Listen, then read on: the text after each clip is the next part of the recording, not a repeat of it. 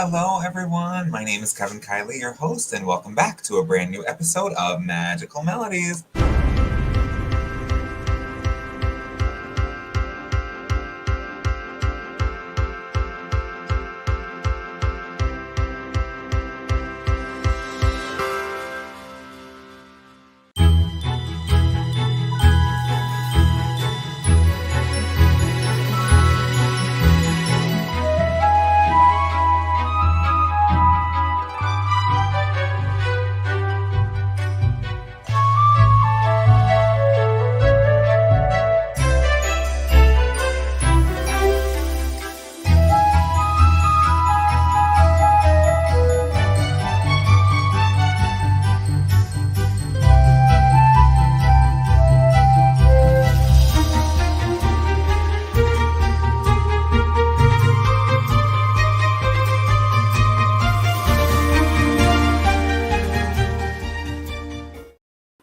Hello, everyone. Welcome to a brand new episode of Magical Melodies. How is everyone doing today? I am tired, but I'm very grateful and very happy to be here. I'm fresh out of the recording studio, transitioned into Magical Melodies. Very, very, very grateful. I hope that everyone has had an amazing weekend. And I always say it, no Sunday Scaries here. We do not play that game.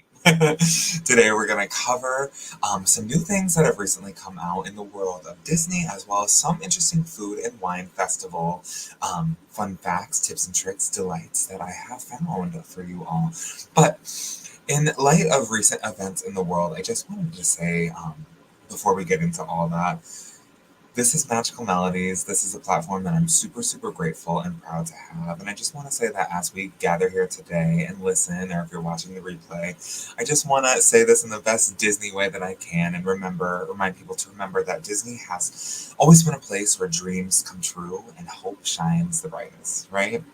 No matter how difficult the journey might seem sometimes, there is light at the end of every tunnel. And as Walt Disney once said himself, all dreams can come true if we have the courage to pursue them. So tonight, I invite you all to embrace the magic within us, knowing that even in the toughest times, a little faith, trust, and of course pixie dust can guide us to our own happily ever after. Just feel like I wanted to say that because I know there's a lot of hardships and sad things that happen, in the world sometimes, and more so than lately. And I just wanted to remind people that there's a little glimmer through all of that, and to just remind you that you are all doing amazing and doing your best in whatever cards are dealt. And I'm super proud of you all, and I'm super happy to be here today. Anyway, so let's get into it. So there has been a recent announcement of a new sort of fast pass. So we have our lightning lanes, we have our multi-lightning lane pass, and now as of October 30th, Disney is launching the Premier Pass. I'm gonna read you what this is, and then we'll talk about my opinion on this, and you can give me yours because I don't know. So the Premier Pass is part of the new Lightning Lane system, and it allows guests to skip lines for attractions without needing to schedule specific times. Pause. Okay, so if you do the multi-lane Lightning Pass, let's say I'm 7 days out from my trip today, right? I can start, if I'm staying at a Disney resort, I can start 7 days in advance planning my passes. If I am not at a Disney resort, I can do 3 days in advance. So let's say, for example, that I'm staying at All Star Movies in a week from today. So my 7 days starts today, and I want to purchase multi-lane Lightning Lane pass. Okay, cool. So what I can do is I get to pick one ride from Tier 1, which I've spoken about this before, but let's say Epcot. We got in Tier 1, we have Frozen, Test Track, Ratatouille, Soarin', different things like that. So you get to pick one from there, and then the rest in Tier 2 that are not as high populated rides with longer wait times, you get to pick two from.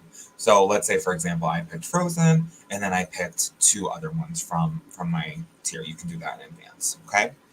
So that's what that means when they say you don't have to schedule specific times. Really, honestly, I don't mind scheduling specific times for that because it kind of makes me feel like, okay, like I have a plan. I'm more excited about it. I know I have Soarin' at this time. I have Frozen at this time.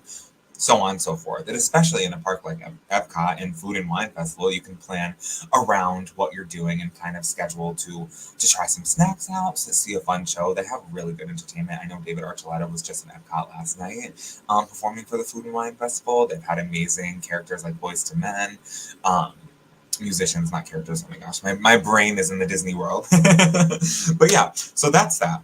So this new pass, the Premier Pass, is set to debut on October 30th. Okay. This pass grants a one-time access to the lightning lanes at a given park. One time, which means you cannot ride the rides again in a lightning lane era, okay? You can obviously wait in the lines as a normal, the normal wait times, the standby time, but this pass only grants you one per ride. Prices range from $129 to $449, depending on the park and the time of year. For example, Magic Kingdom, the Premier Pass could cost up to $449 per day. Notably, this price is on top of your regular park admission.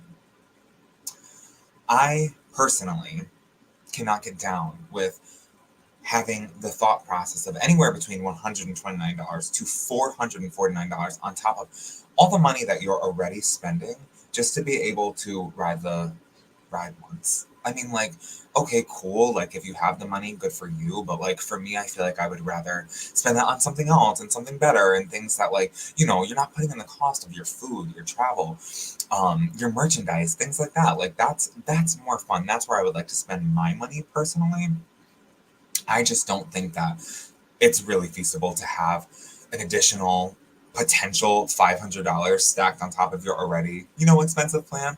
I'm cool with doing, I know some days, like, depending on the day, of course, for the multi-lane pass, $17 a day for Animal Kingdom sometimes, $20 for Epcot. Like, I'm good with that, and I'm good with picking my 3 in advance and then being able to still continue to do that. Because once you scan into your first one, you have the ability to scan into another one and see what's left. It's just timed. I personally, my thoughts on this, it's too early to have an opinion truly, but this is just the opening bit of opinion as it hasn't rolled out yet. It'll be out in 10 days. So I'll know more and kind of have more of a guide on what's going on then. But just my initial thoughts, not super pumped about it. I see what they're trying to do. It's just a little bit pricey for me, and that kind of just, I'm good. I'm good with what we have. So that's that. That's the only super new thing. And also, to purchase the pass, you have to be staying at a Disney hotel, and the pricing will vary based on, of course, the peak travel periods and stuff. But to my understanding, you are not able to purchase this Premier Pass if you're not at, a value resort. So I don't know. Hold on to that. We'll come back to that next couple episodes and kind of get more information on that, because I'm not 100% sure, and I don't want to speak too much on something that I don't know how it's really going to work once it's out and about. But my initial thoughts on that, I don't love it. Just me. I have some really exciting things coming up.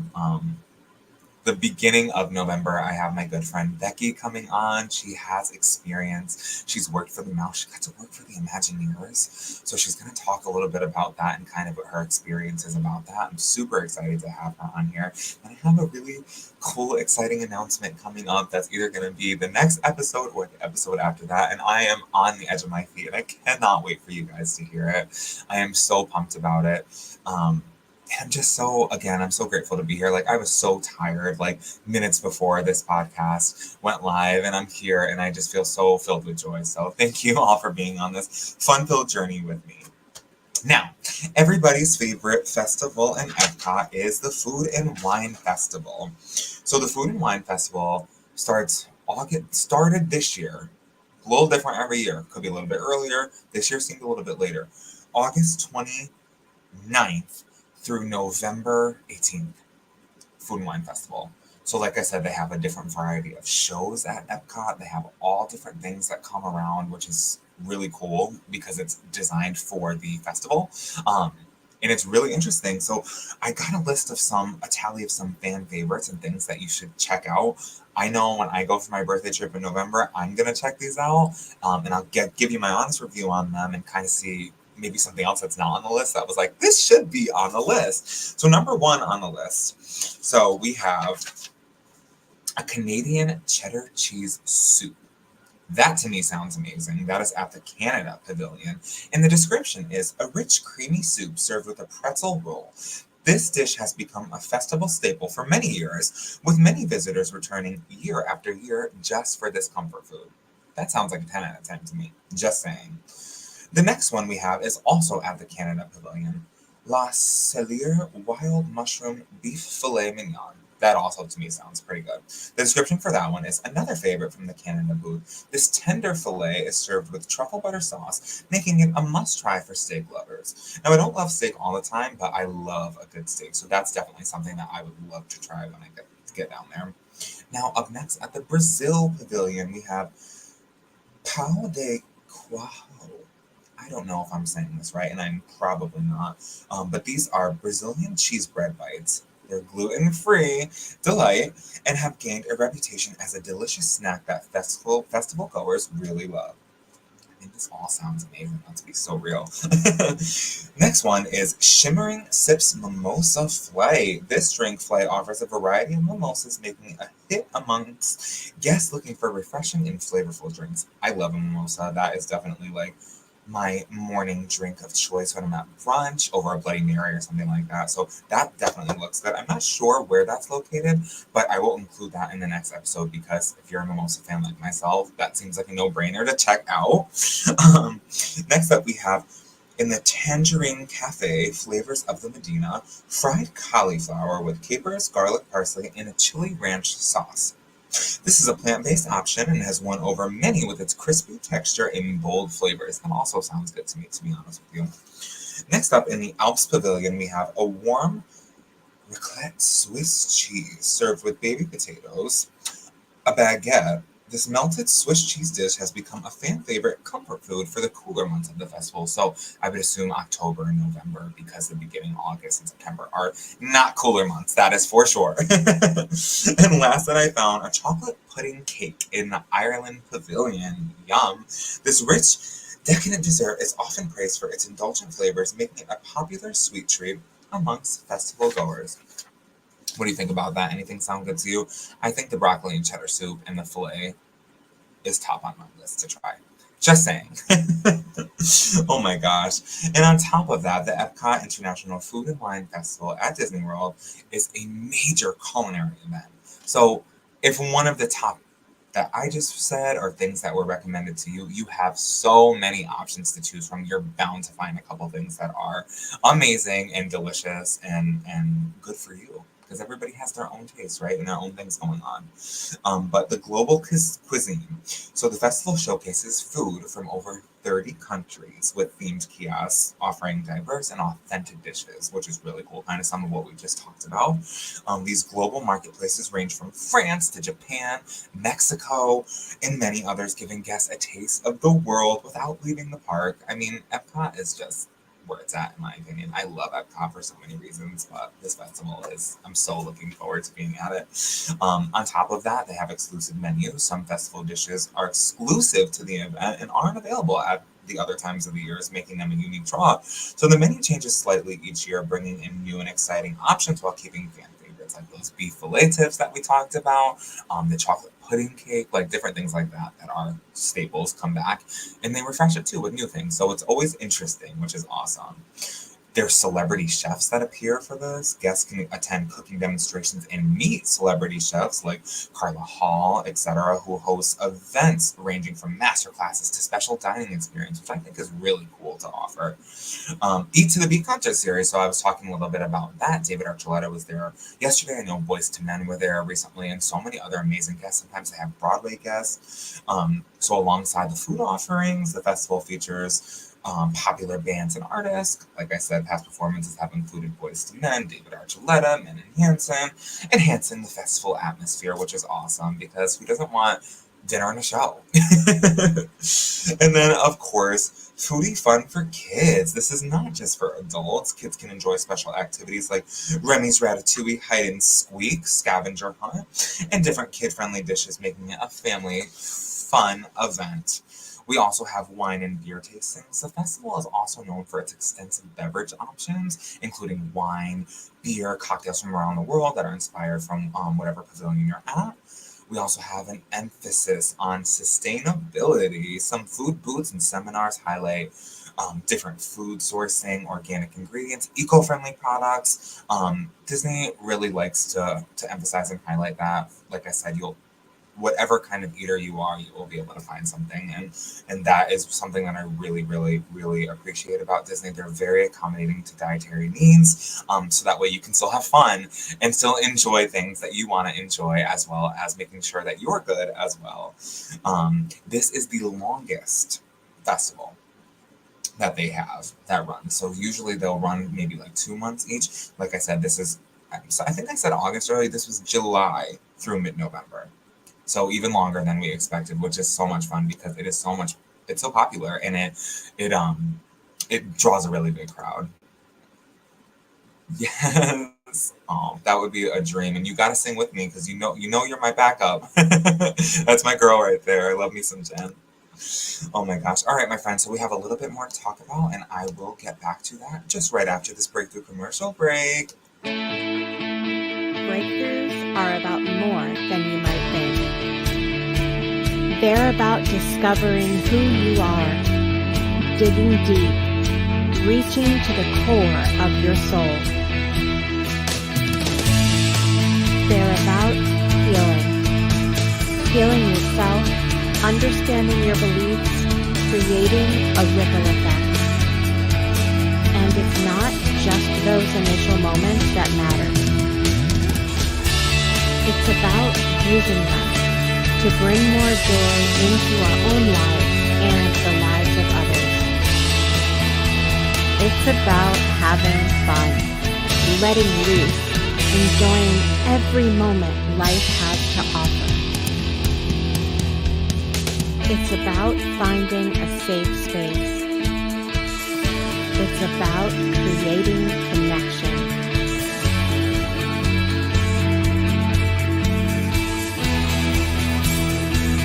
Join us each and every day for exclusive programming, special events, and a community to call home,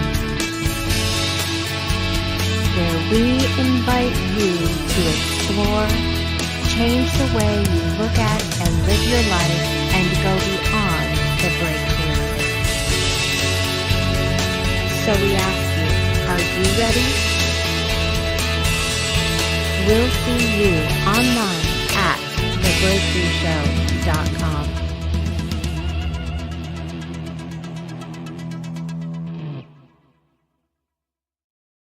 Welcome back to Magical Melodies. As we near the end of the show, for next episode, I want to know if you guys can send me some DMs, some comments. I want to know what your favorite festival is at Disney World and what your favorite attraction is, because I want to study a little bit more of different things and kind of get you some behind the scene content. So let me know.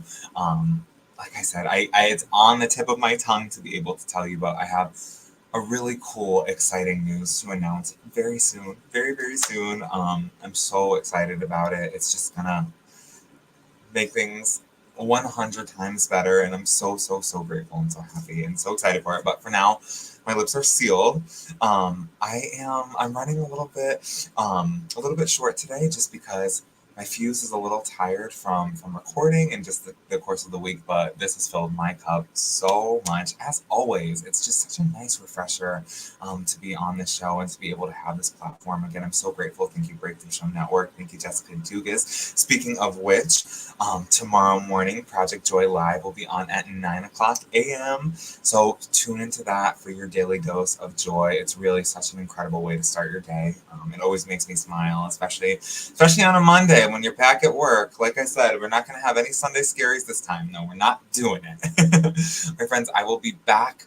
Let's see, I will tell you right now. I will be back with a brand new episode on November 3rd. I have my good friend Becky McLean, now Becky Sanford, coming on, and she's going to talk a little bit about her experience working for the Mouse as well as working with the Imagineers. That's really, really cool, and I'm really, really excited for her to be here.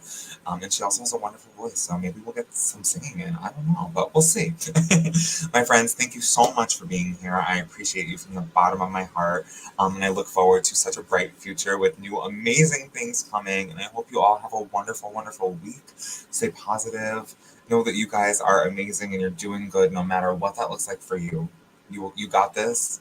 Life is weird, life is hard, but keep pushing through. You got this. I'm proud of you. Thank you for being here today. And as always, may your days be filled with pixie dust and your dreams be as magical as a Disney fairy tale. Until next time, my friends, keep the magic alive. I'm your host, Kevin Kiley, and until next time, thanks for being here.